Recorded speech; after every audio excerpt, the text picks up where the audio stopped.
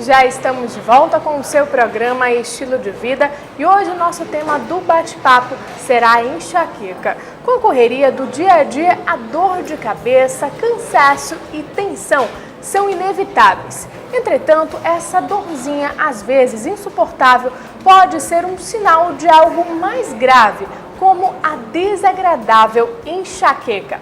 E olha só, segundo o Ministério da Saúde, de 5 a 25% das mulheres e de 2 a 10% dos homens têm enxaqueca.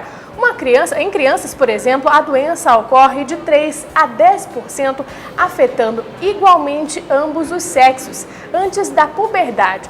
Cerca de 64% do total desses pacientes apresentaram enxaqueca sem aura, 18% com aura e 13% com e sem aura. Os restantes 5% apresentaram aura sem cefaleia. Para falar mais sobre este assunto, vamos conversar agora com o clínico geral especialista em nutrologia e alergista, Gilberto de Paula. Seja bem-vindo, bom dia. Bom dia, Nádia. Então, doutor, o que a gente pode dizer sobre esse assunto que às vezes a gente realmente se confunde, uma pessoa comum não sabe diferenciar uma dor de cabeça simples e uma enxaqueca? Quais são os fatores, por exemplo, que estão ligados, que podem contribuir cada vez mais com esse surgimento da enxaqueca? E a gente já começa com a nossa tela interativa para a gente explicar um pouquinho mais sobre esses fatores. Bem, a primeira questão é o seguinte, é saber se você realmente é portador de uma enxaqueca, né? Então é muito importante ter essa definição, que às vezes a pessoa não tem histórico de dor de cabeça e de repente ela apresenta uma dor de cabeça muito intensa, muito marcante, ela precisa saber se o que ela tem é uma enxaqueca, né? Na verdade, a enxaqueca é uma das causas de dor de cabeça muito frequente no mundo como um todo. Mas é importante que se defina se é de fato uma enxaqueca ou não, né? E como é que a gente pode diferenciar, por exemplo, uma simples dor de cabeça para uma enxaqueca? Existem sinais que é importante ir no médico, no clínico geral, e informar ele que está tendo a dor de cabeça. Então, normalmente o clínico geral ele procura ver se essa dor de cabeça ela tem uma característica enxaquecosa, ou se ela tem um outro tipo de característica. Se ele ficar em dúvida, ele acaba encaminhando para uma outra especialidade para tentar definir a origem dessa dor de cabeça.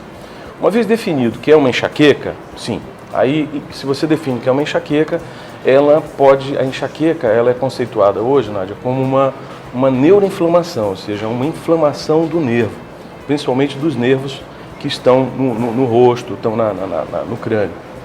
Então, o nervo inflama e a pessoa tem uma dor, e essa dor acaba se transformando numa dor que a característica principal dela é que ela é pulsátil, ela pulsa. Essa é uma das características da enxaqueca. A segunda característica é que ela normalmente dá de um lado da cabeça. Unilateral. Unilateral, essa é uma outra característica importante.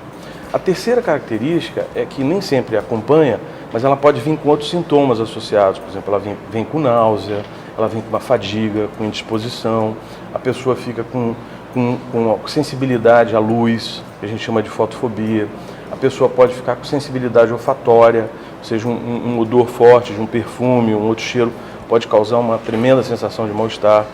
Essa pessoa, às vezes a dor pode ser tão intensa, a pressão dela pode subir, algumas pessoas elas sentem dormências no braço, outras pessoas podem ter sintomas como, por exemplo, diarreia, né? E na verdade, o que pode desencadear uma enxaqueca? Isso depende muito de pessoa a pessoa. Por exemplo, tem pessoas que são sensíveis a mudanças bruscas de temperatura. Tem pessoas que têm, por exemplo, salta uma refeição, pula uma refeição, dor de cabeça. Tem outras que antes da menstruação, entendeu? É característico essa situação. Pular uma refeição antes da menstruação nas mulheres, né? Noites mal dormidas, um momento no trabalho assim de grande intensidade que a pessoa está ultrapassando dos horários, deixando de beber água. Então, são fatores que podem desencadear. Agora, doutor, a gente até falou aqui no nosso bate-papo já que algumas doenças podem estar interligadas com a enxaqueca. Por exemplo, me fizeram a pergunta aqui na redação em relação à sinusite e outros problemas respiratórios também que influenciam principalmente, que acometem principalmente esses membros aqui frontais. Pode desencadear a enxaqueca? Por exemplo, inclusive me perguntaram, enxaqueca é frontal devido a essa sinusite e a rinite? Bem, o que acontece? O fato de você ter um problema não exclui de você ter outro, né? Os neurologistas, eles não concordam com essa relação da enxaqueca com a alergia, né?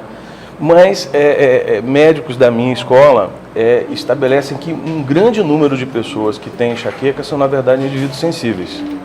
Eles são sensíveis e muitos deles são manifestamente, claramente alérgicos. Então, existem pessoas que têm enxaqueca porque, por sua sensibilidade, acabam ingerindo determinados alimentos com muita frequência, e esses alimentos podem gerar um processo inflamatório nessas pessoas, né? Agora, com relação à sinusite, particularmente aqui em Manaus, é muito frequente as pessoas terem problemas respiratórios e podem ter dor de cabeça causada por sinusite crônica, processo inflamatório crônico, por causa do nosso clima, que é muito quente, muito úmido, e a gente está exposto à questão dos fungos, né? A questão da localização da dor, isso é uma coisa importante da gente dizer, porque hoje existe uma doença chamada fibromialgia, que ela está muito relacionada com a enxaqueca, e alguns neurologistas, e a grande maior parte deles hoje acreditam, que a fibromialgia, na verdade, é uma enxaqueca que generaliza. Imagina você, enxaqueca já é um negócio complicado, que pode levar a internar uma pessoa, né, por desidratação, por intensidade da dor, e essa dor generalizar. Então, existem essas associações hoje, né? Por que a dor acontece na cabeça? Porque o nervo trigêmeo, tá, esse nervo que inerva a face e a cabeça, ele é o nervo onde acontece a neuroinflamação. Entendeu? Essa é uma das razões por que a dor é na dor de cabeça. Doutor, alguns especialistas afirmam que existe uma outra diferença também entre uma dor de cabeça simples e a enxaqueca. Por exemplo, a dor de cabeça passa com o uso de medicamentos, um analgésico, e já passou. E a enxaqueca não. Isso é verdade? É verdade. O que acontece, como eu te falo, a enxaqueca, ela é uma neuroinflamação. Então, por ser uma neuroinflamação, exige o conhecimento do médico que vai tratá-la de medicamentos que atuam exatamente no sistema nervoso autônomo e central. Tanto é que você usa, para tratar enxaqueca, alguns medicamentos são usados na neurologia para tratar, a gente chama de arritmia, mas na verdade é epilepsia.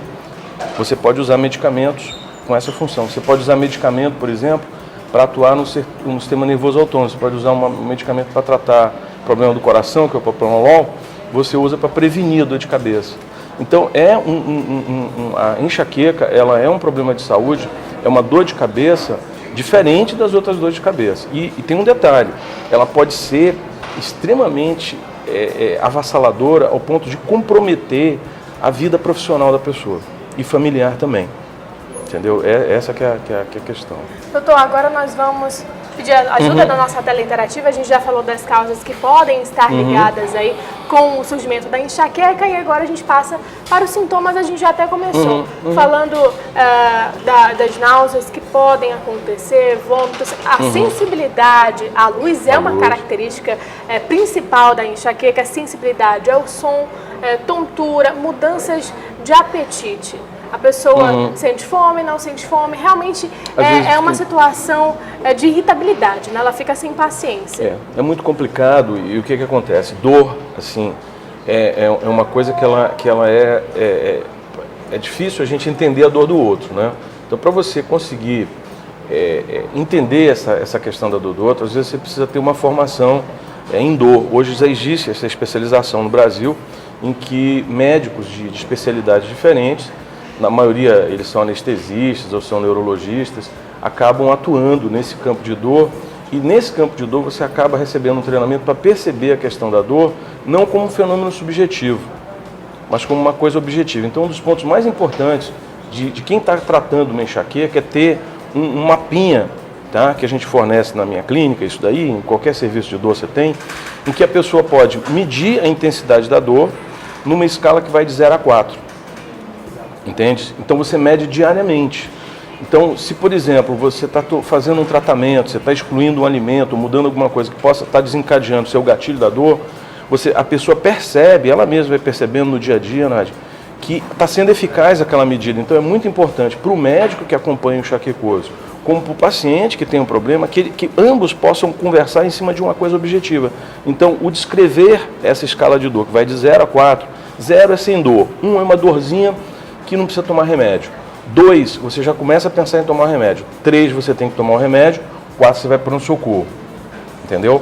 Então, com essa escala de dor, você pode informar o teu médico do que está acontecendo, e ele pode perceber, testemunhar, que de fato isso é uma coisa desabilitante, uma coisa séria, que está no teu dia a dia, entendeu? Doutor, agora o senhor como especialista em nutrologia, o que o senhor percebe? Algumas pessoas reclamam de certos tipos de alimentos que podem agravar esses sintomas, ou alguns alimentos ajudam a diminuir? Sim, a gente passou os últimos 20 anos na medicina tentando mostrar que os alimentos podem ser remédios, né? Resgatando a ideia do Hipócrates, enfim, uma coisa que todo mundo faça do seu alimento o seu remédio, do seu remédio o seu alimento. Entretanto, quando você passa a ver o alimento como remédio, você tem que partir do princípio que ele é capaz de alterar a fisiologia das pessoas. E ao fazê-lo, ele pode ter efeito colateral, ou seja, alguns alimentos podem ter, para algumas pessoas, a capacidade de desencadear, de funcionar como gatilho desencadeador. Então, na enxaqueca, classicamente, se tem conhecimento de alguns, como café, como chocolate, queijos amarelos, são alimentos que têm uma substância chamada tiramina, que ela pode desencadear. Mas não só isso.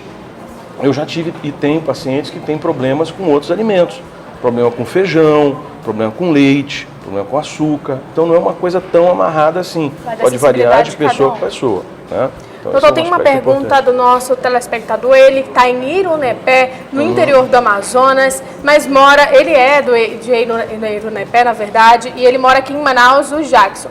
E ele diz assim: quando eu estou com enxaqueca, a minha visão começa a ver as coisas pela metade. Na verdade, a Maria também fez a mesma pergunta. Maria, muito obrigada pela sua participação. Não falou o bairro, mas está nos acompanhando. Então, doutor, realmente pode afetar a visão? Pode. Uma das características da enxaqueca, como neuroinflamação, ela é alterar a função dos nervos sensitivos, seja o olfatório, seja o visual. Então, muitas pessoas que têm enxaqueca, elas até antes às vezes de terem a dor, elas têm o distúrbio visual. Esse distúrbio visual, se ele antecede, ele é chamado de aura, né? Se ele vai junto, ele faz parte da crise da enxaqueca. Essa é uma característica da enxaqueca, sim, com certeza. Doutor, tem uma outra pergunta da Daniela Abitbol. Ela tem 30 anos e ela diz assim: tenho dor de cabeça todos os dias, há muito tempo. Às vezes, chego a tomar de 2 a 3 remédios por dia. Tenho uma sensibilidade muito grande à luz. Já fiz alguns exames, mas o médico disse que não era nada. Ela quer saber o que ela pode fazer para resolver esse problema. Bem, Daniela, é o seguinte, quando uma pessoa tem uma dor persistente, no teu caso, eu recomendaria assim, ou você vai no neurologista, tá? Ou você vai no nutrólogo, no sentido de tentar estabelecer se existe uma relação que a gente chama de causa e efeito entre a tua alimentação e a tua dor de cabeça, né? Normalmente as pessoas que têm uma dieta monótona, tá? Quem come todo dia a mesma coisa, assim, para todo mundo que está assistindo a gente, eu vou ensinar isso para você. Se você, porventura, tiver uma dor que aconteça a você todo dia, que nem é o caso da Daniele, experimente fazer o seguinte: durante 4 dias, retire da sua dieta todos aqueles alimentos que você usa todo dia.